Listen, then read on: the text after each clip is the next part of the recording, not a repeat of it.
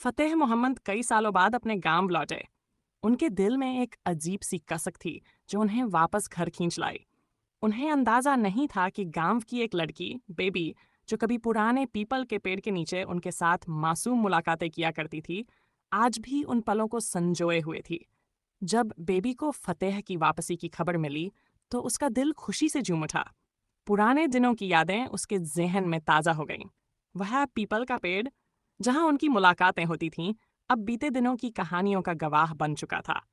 उत्सुकता में वह ये देखने गई कि क्या फतेह ने कोई निशानी छोड़ी है। उसकी खुशी का ठिकाना नहीं रहा जब उसने पेड़ की छाल पर उनके नाम खुदे हुए पाए। यह उनकी अनकही मोहब्बत की गवाही थी। उत्साहित होकर उसने गांव के रास्तों पर फतेह की परछाई तलाशनी शुरू कर दी, इस उम्मीद में कि वह उनसे फिर से मिल सके। उधर फतेह भी बेबी के ख्यालों में खोए हुए थे।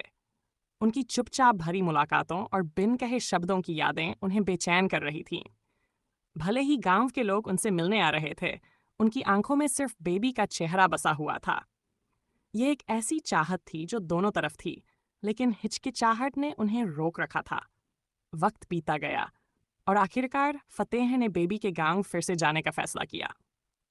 जब उन्होंने बेबी को देखा, तो दिल खुशी से भर गया। उन्होंने बातें की मानो समय ने उनके बीच कोई दूरी नहीं बनाई थी, लेकिन दोनों ही अपने दिल की बात कहने में झिझक रहे थे। हर कोई चाहता था कि दूसरा पहल करे, लेकिन किसी ने भी कदम आगे नहीं बढ़ाया। उनका रिश्ता एक अनकहा एहसास बनकर रह गया।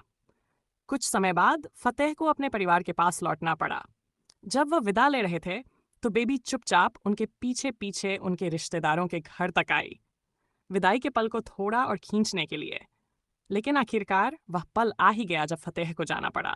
फतेह लौट गए और एक बार फिर खामोशी छा गई। अपने गांव पहुंचने के बाद भी फतेह की रातें बेचैन थीं। चाहे वह कितनी भी दूरी बना ले, उनका दिल अब भी बेबी से जुड़ा हुआ था, जैसे कोई अदृश्य डोर उन्हें एक दूसरे से बांध रही हो।